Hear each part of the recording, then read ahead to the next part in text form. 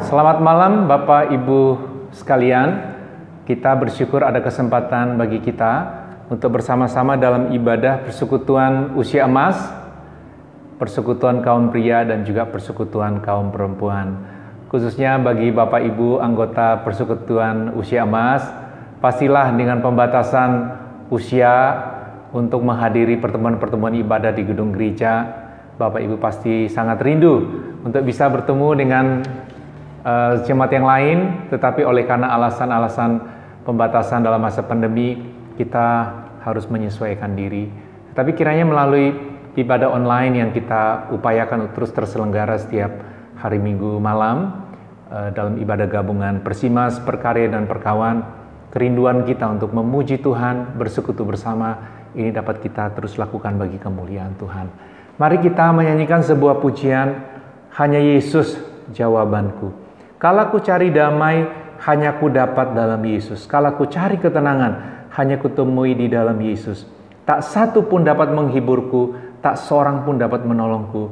Hanya Yesus jawaban hidupku. Kalau ku cari damai, hanya ku dapat dalam Yesus. Kalau ku cari ketenangan, hanya ku temui di dalam Yesus. Tak satu pun dapat menghiburku, tak seorang pun dapat menolongku. Hanya Yesus jawaban hidupku.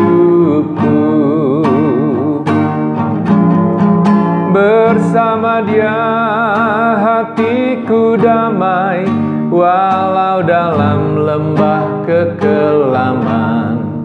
Bersama Dia hatiku tenang, walau hidup penuh tantangan. Tak satu pun dapat menghiburku, tak seorang pun dapat menolongku. Hanya Yesus jawaban hidupku. Bersama Dia hatiku damai, walau dalam lembah kekelaman. Bersama Dia hatiku tenang, walau hidup penuh tantangan. Tak satu pun dapat menghiburku, tak seorang pun dapat menolongku. Hanya Yesus jawaban hidupku. Hanya Yesus jawaban hidupku. Mari kita berdoa. Bapa, kami bersyukur untuk waktu memuji Engkau, mendengar firman dan juga saling mendoakan pelayanan melalui persekutuan usia emas, persekutuan kaum pria dan persekutuan kaum perempuan. Kami berdoa biarlah puji-pujian kami, pemberitaan firman dan doa yang kami naikkan bersama-sama, Tuhan saya dipermuliakan dan kami semua dapat kekuatan baru untuk terus menanti pertolongan Tuhan yang ajaib di dalam hidup kami, baik pribadi, keluarga, bahkan pelayanan gereja-Mu. Terima kasih Bapa, di dalam nama Tuhan Yesus kami berdoa dan bersyukur. Amin.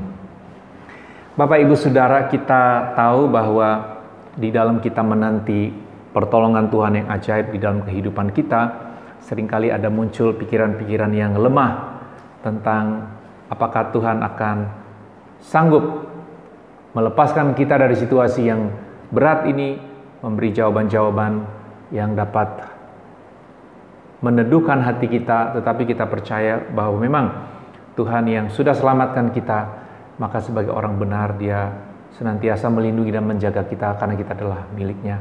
Kita nyanyikan pujian Jalan Hidup Orang Benar.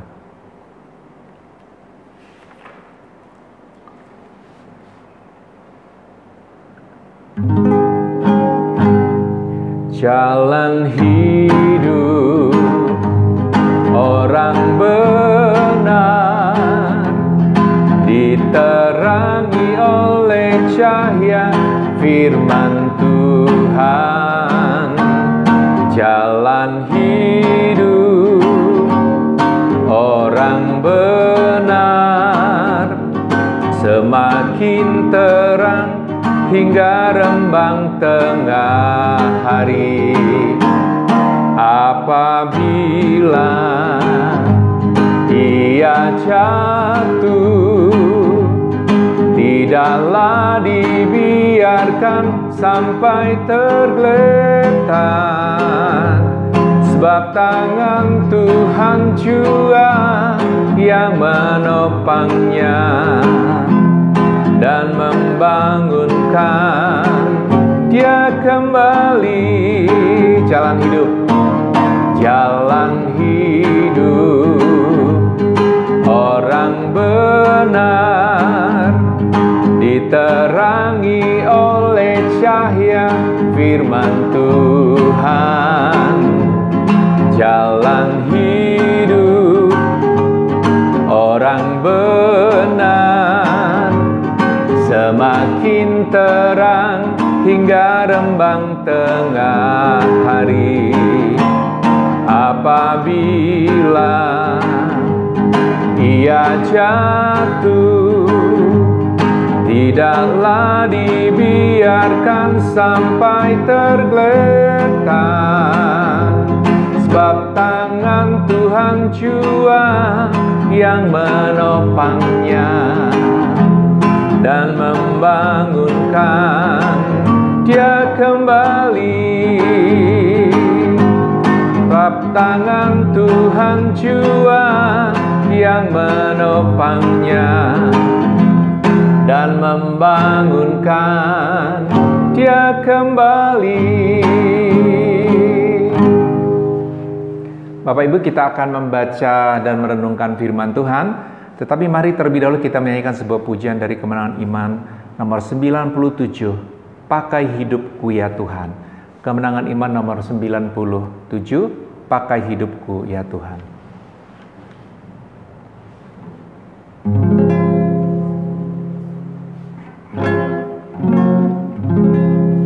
Tuhan terima hidupku dan kuduskan bagimu. Rangsang tangan bekerja dengan kasih-Mu mesra, dengan kasih-Mu mesra. Kaki pun terimalah, atur langkah tindaknya. Pakai pula suaraku, menyanyikan kasih-Mu, menyanyikan kasih-Mu.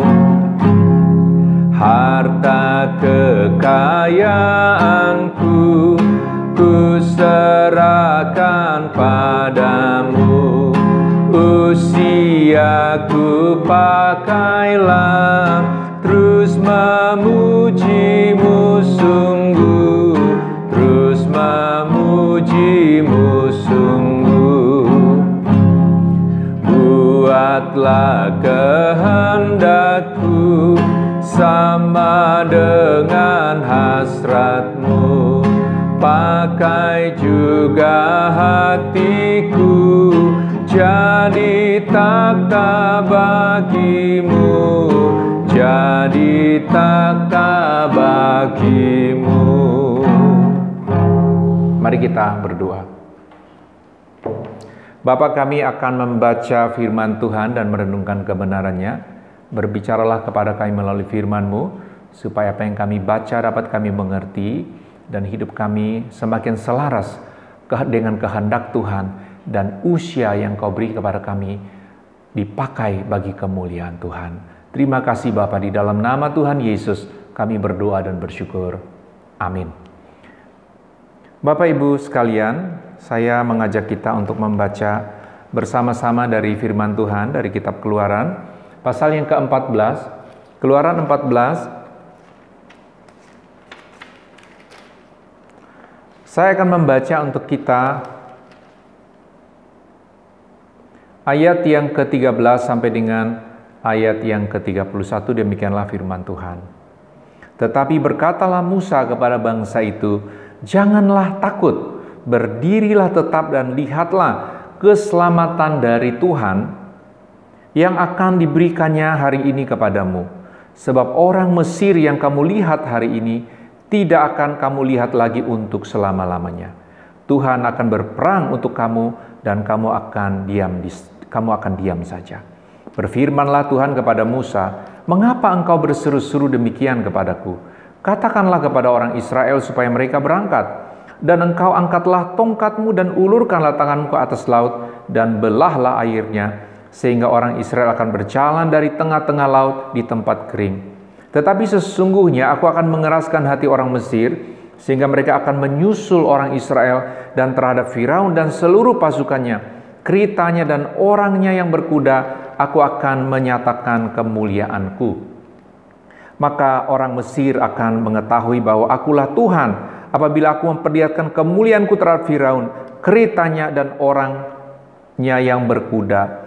Kemudian bergeraklah malaikat Allah yang tadinya berjalan di depan tentara Israel, lalu berjalan di belakang mereka, dan tiang awan itu bergerak dari depan mereka lalu berdiri di belakang mereka. Demikianlah tiang itu berdiri di antara tentara orang Mesir dan tentara orang Israel. Dan oleh karena awan itu menimbulkan kegelapan, maka malam itu lewat, sehingga yang satu tidak dapat mendekati yang lain semalam-malaman itu. Lalu Musa mengulurkan tangannya ke atas laut, dan semalam-malaman itu Tuhan menguakkan air laut dengan perantaran angin timur yang keras, membuat laut itu menjadi tanah kering, maka terbelahlah air itu. Demikianlah orang Israel berjalan dari tengah-tengah laut di tempat kering, sedang di kiri dan di kanan mereka air itu sebagai tembok bagi mereka. Orang Mesir mengejar dan menyusul mereka. Segala kuda Firaun, keritanya, dan orangnya yang berkuda sampai ke tengah-tengah laut. Dan pada waktu itu, pada waktu jaga pagi, Tuhan yang di dalam tiang api dan awan itu memandang kepada tentara orang Mesir, lalu dikacaukannya tentara orang Mesir itu.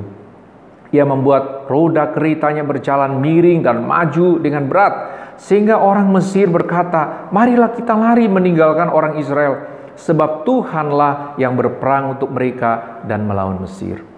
Berfirmanlah Tuhan kepada Musa, "Ulurkanlah tanganmu ke atas laut supaya air berbalik meliputi orang Mesir, meliputi kereta mereka dan orang mereka yang berkuda." Musa mengulurkan tangannya ke atas laut, maka menjelang pagi berbaliklah air ke tempatnya, sedang orang Mesir lari menuju air itu. Demikianlah Tuhan mencampakkan orang Mesir ke tengah-tengah laut.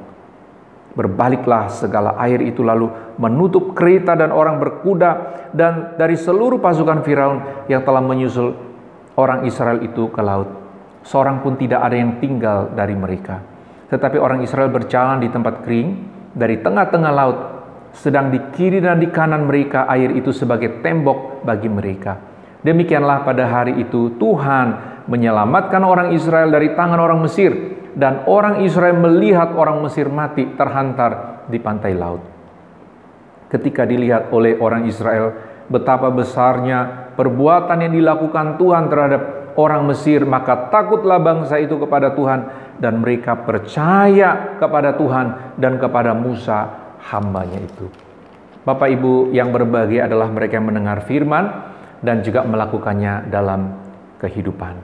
Bapak Ibu Saudara, kisah perjalanan orang Israel kembali ke tanah perjanjian untuk menikmati janji berkat yang Allah sudah nyatakan kepada Abraham, kepada Yakub dan keturunannya, ternyata melewati proses yang penuh perjuangan.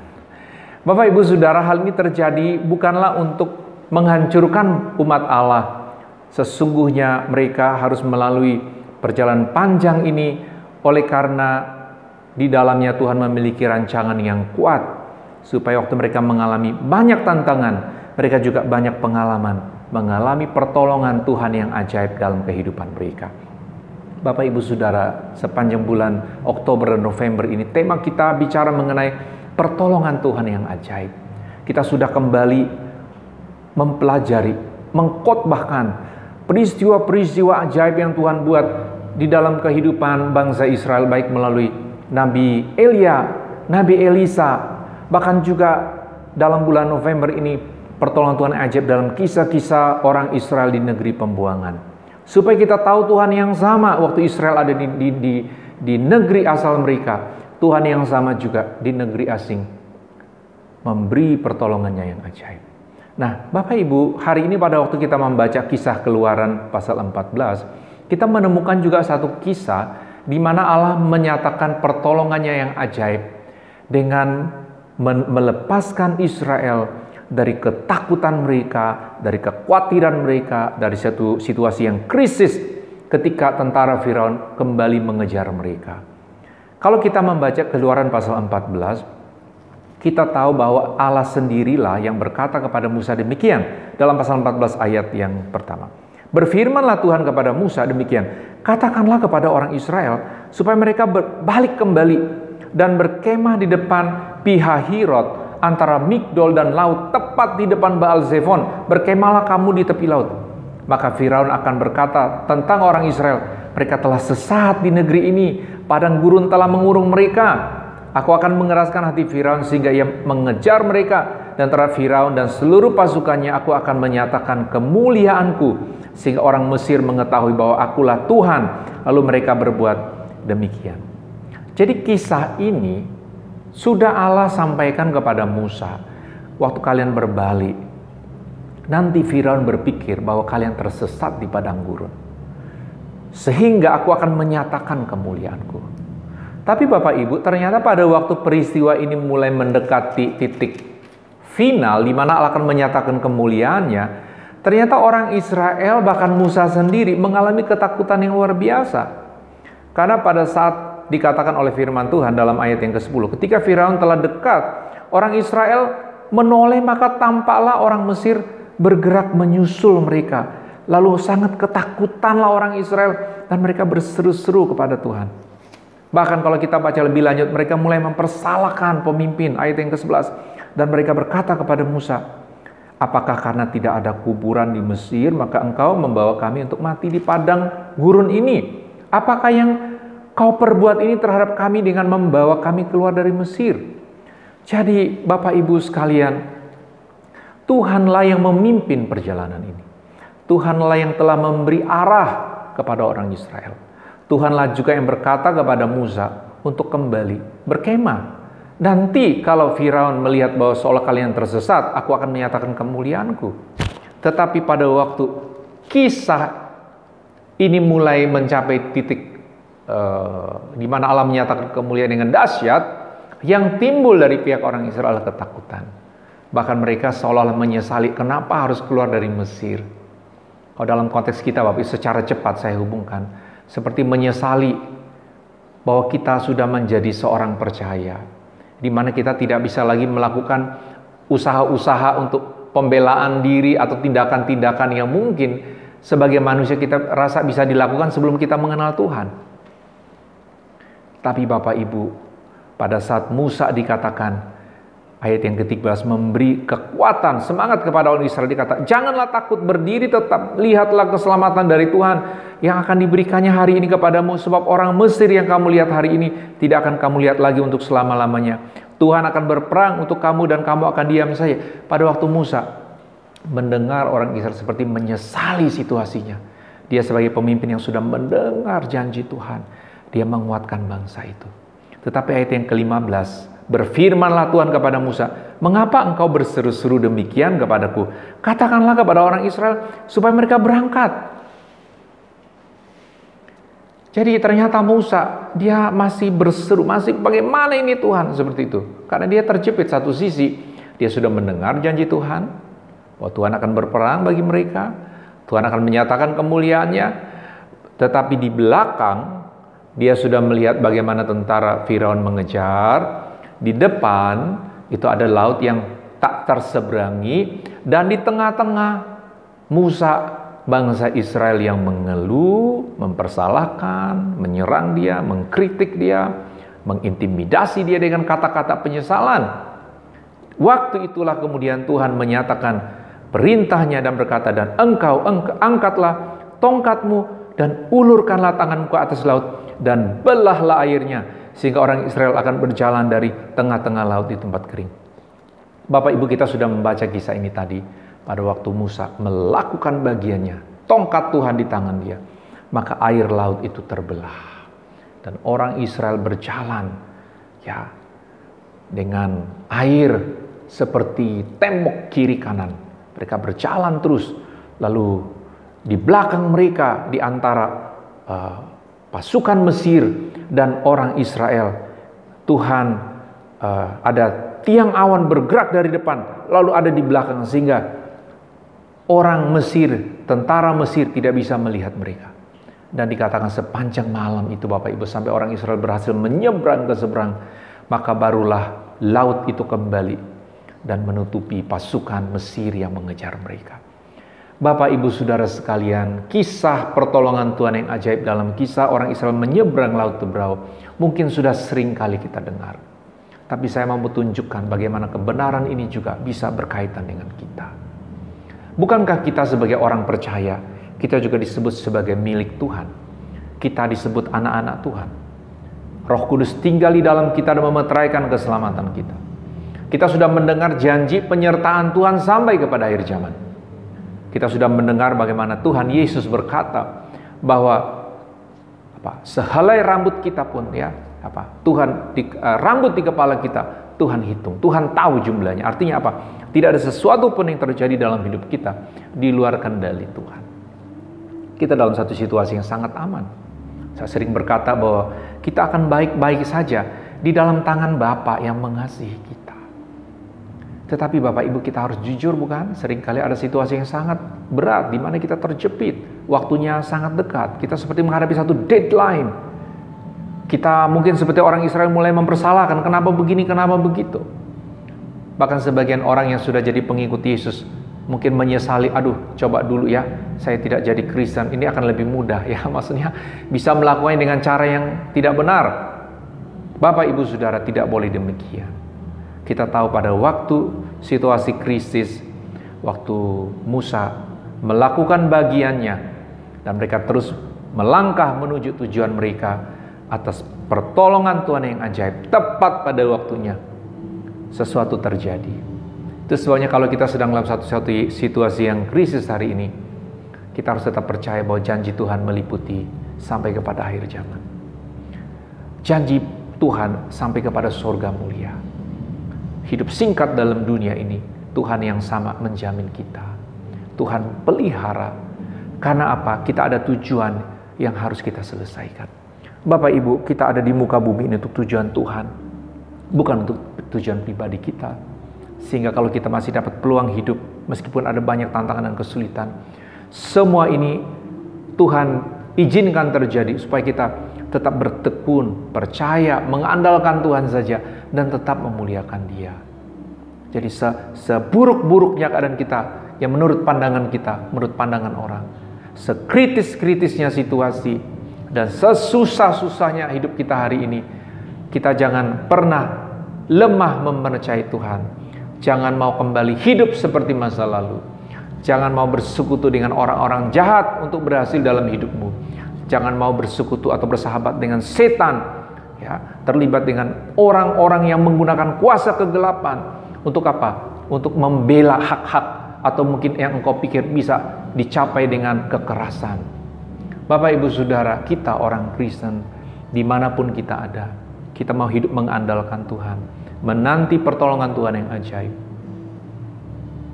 Di luar itu Bapak Ibu, kalau kita menang dengan usaha kekuatan kita atau menggunakan kekuatan, kuasa yang bukan dari Tuhan, bersekutu dengan setan, menggunakan kuasa-kuasa roh jahat, dengan jimat, kedukun, paranormal, atau dengan kekuatan manusia yang menggunakan kekerasan, pada akhirnya adalah kita mungkin merasa menang, mungkin kita merasa urusan lancar, tapi di akhir semuanya adalah kekacauan, persoalan-persoalan yang baru.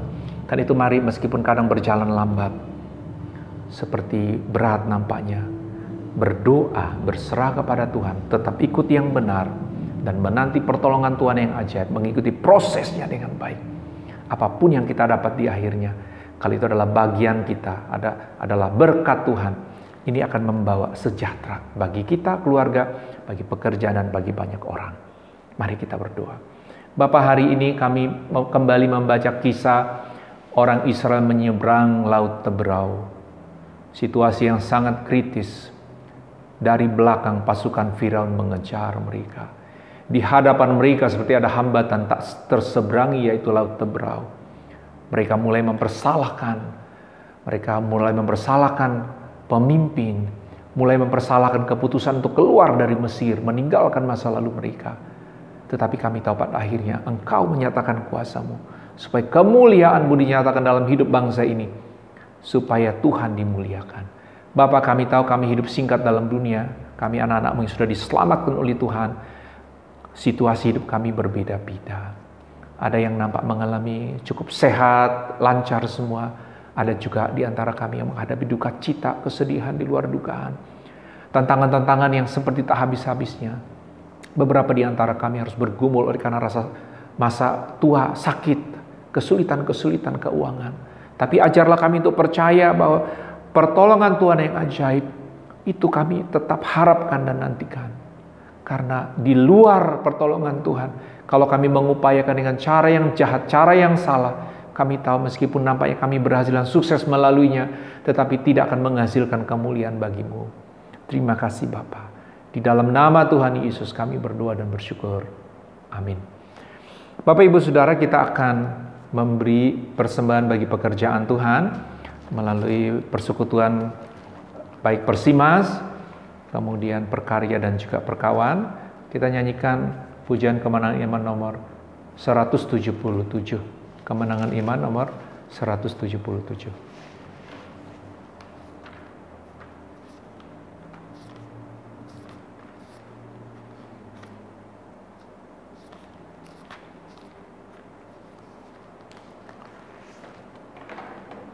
Kemenangan Iman nomor 177, senang berserah pada Yesus.